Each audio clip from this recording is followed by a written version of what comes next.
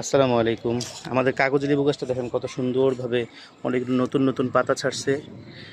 কাগজি লেবু খাইছিও আমরা অনেকটা, তবে কিছু কিছু পাতা মনে হচ্ছে একটু একটু সমস্যা।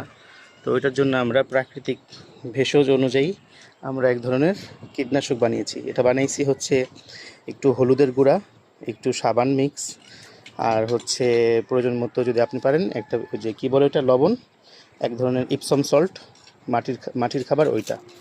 এটা দিলে আশা করি কোনো ধরনের পোকামাকড় আক্রান্ত করবে না। এই যে অনেকগুলো পোকা দেখেন, এই যে পোকাটা দেখেন, এই যে দেখেন পোকা দেখছেন, দেখাচ্ছি, দাঁড়ান দাঁড়ান, দেখাচ্ছি।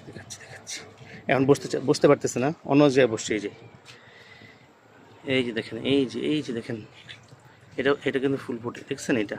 এখানে যদি আমি স্প্রে করে দিই তাহলে এই পোকাগুলো আর আসবে না, বসতেও পারবে না। এগুলো কিন্তু খুবই খারাপ পোকা। এগুলো ফল গাছে, ফুল গাছে বসে আল ফুটিয়ে দেয়, ভিতরে ডিম পেড়ে দেয়, ওখান থেকে পোকা হয়। তো এগুলো দিতে নাই, যে পোকা বসতেই পারতেছে না আমি এটা দেওয়ার পর থেকে।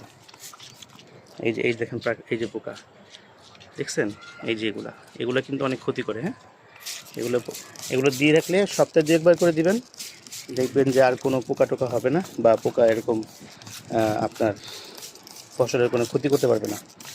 এই প্রাকৃতিক উপায়টা সব। আরেকটা আছে, যদি আপনি মেহগনি গাছের চারা দিতে পারেন, ঠিক আছে, ওকে।